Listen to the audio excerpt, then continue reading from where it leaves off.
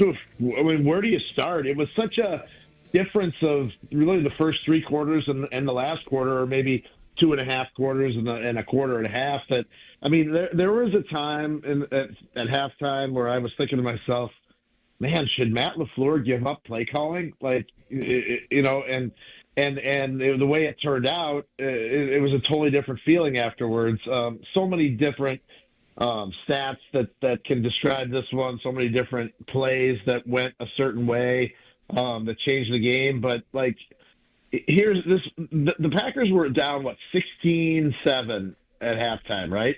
And Yep. and they won by 10. That's the largest margin of victory in a game where they trailed by at least 9 points since 1982. So that's an incredible turnaround. No, and it could have been more, Rob, because the touchdown the Steelers scored to make it 10 was kind of garbage time. Garbage time, yeah, exactly. Total garbage time, and and then obviously stopping a 2-point play there and ended it. But just really a remarkable turnaround for a team that looked like it had nothing going on offense. Looked like Keyshawn Nixon couldn't do anything right, and both of those things changed in the second half. Rob, two-part question here. What does it tell us, the fact that Nate Hobbs played 4 plays last night against a very average receiving core? And do you believe that they will trade for a corner at the deadline? I'll take the first part, or the second part first, Chewy. I would sure think that has to be at the top of Brian Gutekunst's list. I think it took some guts on the coaching staff's part to make the change. Carrington Valentine had been saying it for months that he had such a good training camp and they were not using him enough, and Nate Hobbs was struggling. And I think I can't remember, Chewy, if we talked about this on your show this last week, or if it was on might have been on with KBN, but like, Nate Hobbs was a slot cornerback. That's sort of what he had been most of his career, and they tried to play him on the outside, and it hasn't worked, and it didn't work. So, the other thing I think it tells us is that you can't always believe what the coaches say publicly, because last week it was Nate Hobbs is going to bounce back. He's going to be out there, and he's going to be better. Well, he didn't play at all early in the game, and they played dive like 1 or 2 snaps, and then he filled in for 1 or 2 snaps. I mean, those were his 4 snaps last night, and that's the signing of him and Aaron Banks were interesting at the time, and may not pan out to be among Goody's best free agent signings. Rob, do the Packers have to change their identity offensively? Last year, because of the injury to Jordan Love, they discovered, hey, we can run the ball really well, and they kept doing that, riding to 11 wins. The running game has struggled, and after the way Jordan played in the second half, should this be a pass-first offense where you pass to set up that run, and hopefully then Josh Jacobs can take over in the fourth quarter with a lead? Yeah, I mean, Gabe, 2 points here. One, you can't just take last year's game plan and change the year and do it again. So I guess, even though I was questioning whether Matt LaFleur should be calling plays, I do give him credit for, finding different ways and not just trotting out the same plan. However, I think their identity should be get the ball to your best playmakers. And Tucker Kraft is your best playmaker. Matthew Golden, has the potential to be, and obviously Christian Watson, getting him back, and a little bit of Dobbs. Like, get those guys the ball. This whole we're going to throw to the open guy and we're going to go through our progressions. Well, how about making Tucker Kraft the number 1 progression more often? How about making number 1 in the progression more often? How about getting Matthew Golden the ball in space where he can use his speed? Like, to me, that's where this team's identity needs to be. It needs to, go back to a little bit of the Devontae Adams, Jordy Nelson type of situation. They're your best players. Get them the football as much as possible. Rob Demovsky hanging out with Jen, Gabe, and Chewy. Rob, who had the best game defensively? I know there's always going to be a lot of attention on Micah Parsons, and he obviously did get to the quarterback. But you saw a number of guys. I mean, Edgerrin Cooper had a stretch there where he was making every tackle in his area. Who stood out to you defensively for the Packers last night? Yeah, Keyshawn Nixon. No, I'm just kidding. Could have paid me $1 million. Would not have thought you would guess that. You would say that. Yeah. This is underrated, but Quay Walker did something, or I guess more accurately, didn't do something that he might have done in the past, and that was retaliate. When he got, I believe he got poked in the eye. Oh, yeah. What was he thinking, DK Metcalf, with the eye poke and then the face mask grab? And real quick on DK Metcalf, that's why the Packers were never trading for DK Metcalf. He's got a history of meltdowns, and I think, if I'm not mistaken, he had a meltdown against the Packers a couple of years ago. That is correct. And got himself into trouble. So, I just want to. And Quay Walker maybe didn't make the biggest play in the game, but he made a big play by not doing something stupid and retaliating. Which, let's be honest, Quay Walker has done in his young past. Not just to other players, but to members of training staffs. Of training staffs, yeah. But that aside, I think obviously Rashawn Gary was really, really good. Micah Parsons called Rashawn Gary the defensive player of the game, and Micah Parsons knows more about defense than I do, so I'll take his word for it. But you're right about Edgerrin Cooper. That's sort of a vintage Edgerrin Cooper performance in terms of just being around the football. I mean, he had a couple of pass breakups that were really good. I don't know if he actually got credit for them, but just in coverage, the way he was down the field. Actually, looking at the box score, he did not even get credit for a single pass breakup, but I thought his coverage was outstanding.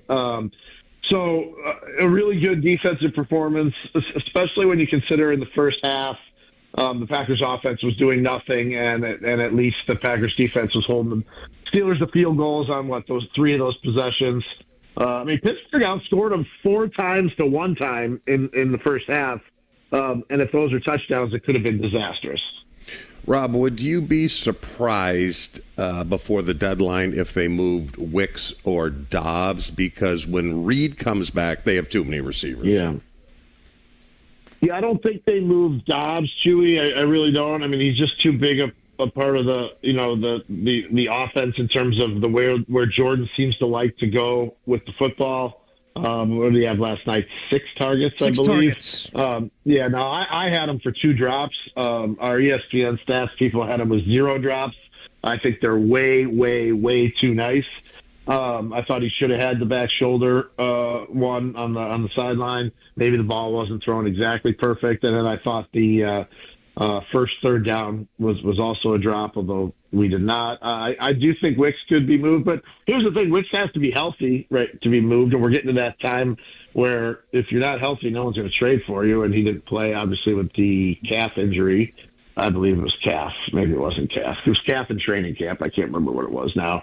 I've seen that Kingsley Enagbare could be someone the Packers would trade. I don't think they're sellers. I think, if anything, like we talked about off the top, they're looking for a corner, and I think they go try to get one with a draft pick.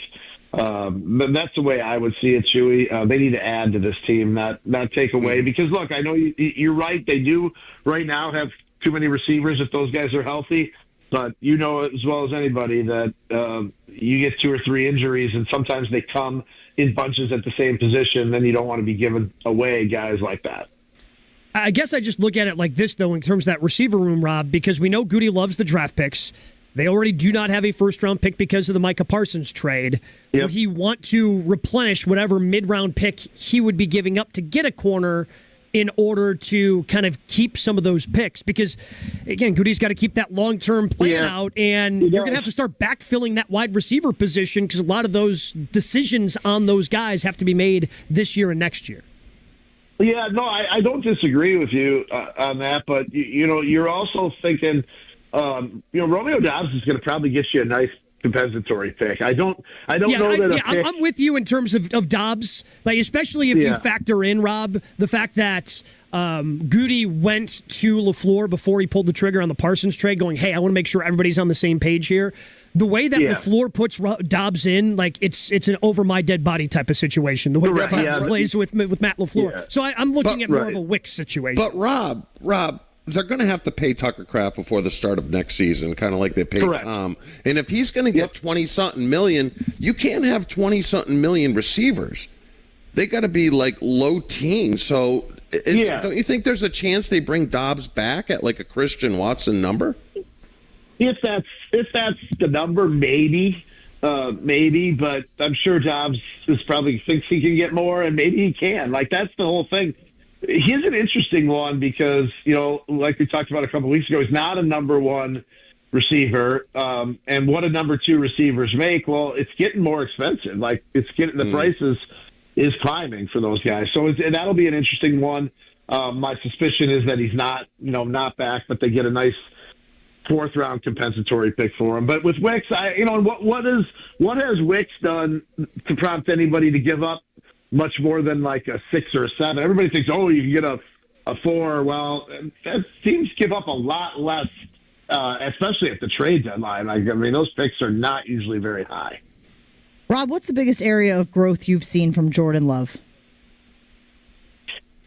I guess I wouldn't have said this probably a couple of weeks ago, but the way he was dealing last night, the accuracy, although I do think the one that Tucker Kraft caught on the 59-yarder was, could have easily been intercepted because he chucked it up in the air, Jen, and put the ball a little bit in harm's way. And I think Tuck did a pretty good job pushing off to get the ball before it could be picked off. And the way the officiating was last night, you probably they weren't calling things that you thought they should call. So I guess it was pretty good play on Kraft's part. But I do think he's shown that once he gets into a rhythm, he can be really sharp. The thing is, we need to see it more often from him. His previous long consecutive completions in a game was only 11. He almost doubled it last night. Wow. Rob Demovsky hanging out with Jen, Gabe, and Chewy, talking Jordan Love, talking green and gold. Rob, we appreciate you. We'll talk to you again soon. All right, guys. See you next week. Hey, guys. It's Jen from Jen, Gabe, and Chewy. Thanks for watching our clip. I'm sure it was super informative and educational. I'm just kidding. I love those knuckleheads. And we do it live every Monday through Friday from 7 to 9 a.m. on 94.5 ESPN Milwaukee. Make sure that you like and subscribe and hit that notification bell so that you get informed anytime we drop new content.